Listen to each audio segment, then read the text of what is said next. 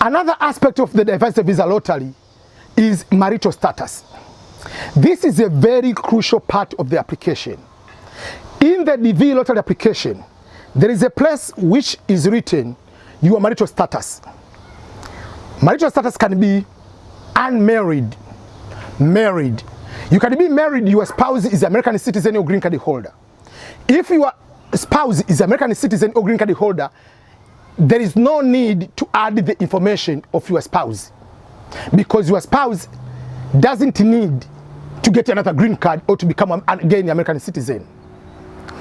But if your spouse, you say you are married and your spouse is not American citizen or green card holder, whether that your spouse is planning to come or not to come, you have to include the date of birth of your spouse, the gender of your spouse, the photo of your spouse. You have to include that information. It's a very critical part. You can have the divorce, you don't need to add the information, but when you win, you need to have the information about the divorce. You have to add the information if you are, let's say, your spouse has died, you are that kind of status, you have to put that one. But there is no status of girlfriend and boyfriend. There is no status of being engaged. Fiancé, fiancé, there is no that status. So don't go there and start adding the information which is not required. Because there is a rumor and the information which is a myth, which is not true, that if you are married, you have more chance of winning. Yes, it's true, but only if a husband applies as many applicants, the wife applies as many applicants. Two applications is two principal applicants. Husband has a passport, applies, is married to person B is going to apply as many applicants, say I'm married to person A. You have two chances. But just by being husband, by being wife, by being married, doesn't give you extra chance of being a winner. US government doesn't care whether you are married, whether you are unmarried.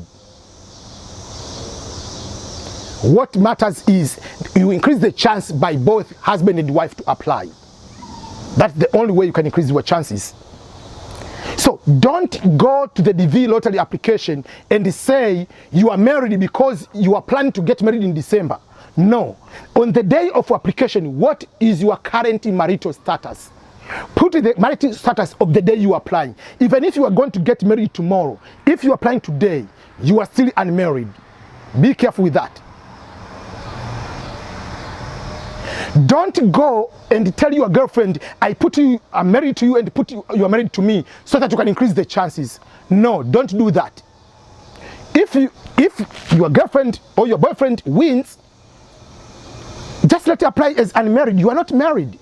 Then you can get married even after the results. Failure to put the person who is your spouse. Let's say you are married, you say you are not married. And let's say you are married, you don't say you are not married, or you are not married, you say you are married. To put a person who is not your spouse, to put the wrong information about marital status, will make you denied the visa right away.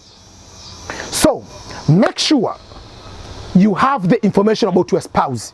And especially for the people who maybe their spouse, they live in another town, they live in the village, or they live in one town, another town, or you're in one country, another country. Make sure your spouse and children have the photos.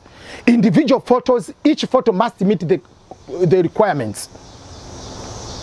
Because I know some people who go to apply, because they don't have the photo of their spouse, they end up putting unmarried,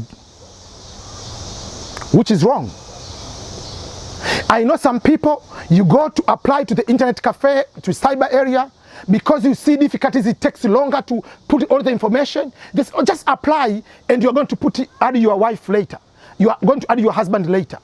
Failure to add your spouse will lead to the disqualifications down the road on the visa interview.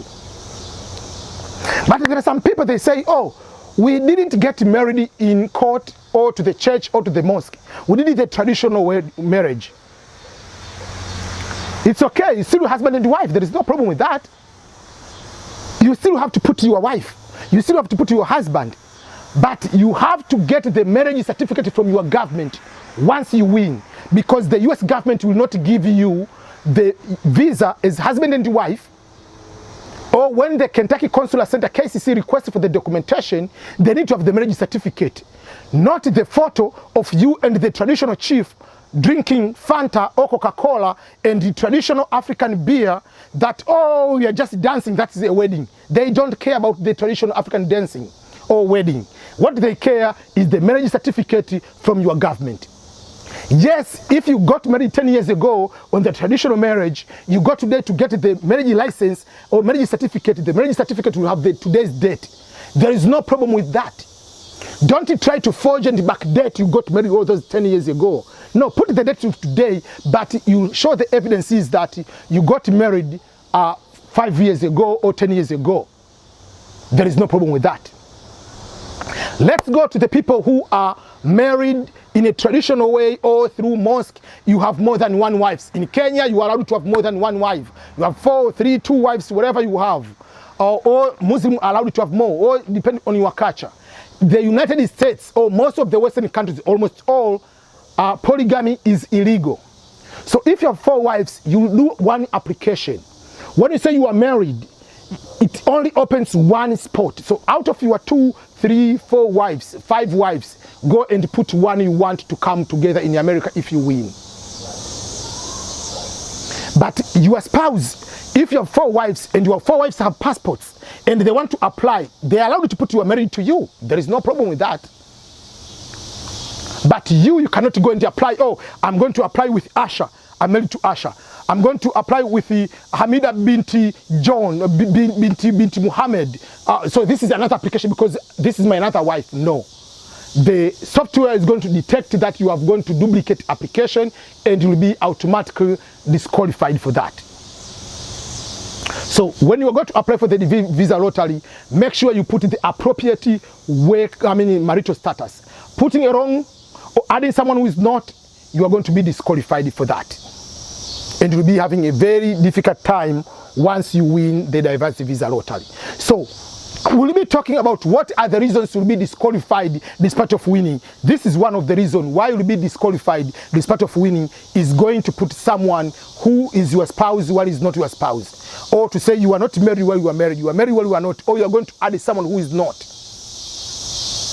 So all those kind of things are very, very crucial for you to understand. But if today you are single and you get married after the application for the DV lottery, you get married after the DV lottery results come out and you find out you have won, there is no problem, as long as you are going to prove that you got married after the application you are coming together. The problem is to say that you are married while you are not, or you are not married while you are. But if you get married after the application for the DV lottery, there is no problem. You and your spouse together, you will come to America. So be careful to make sure that you follow the instruction properly.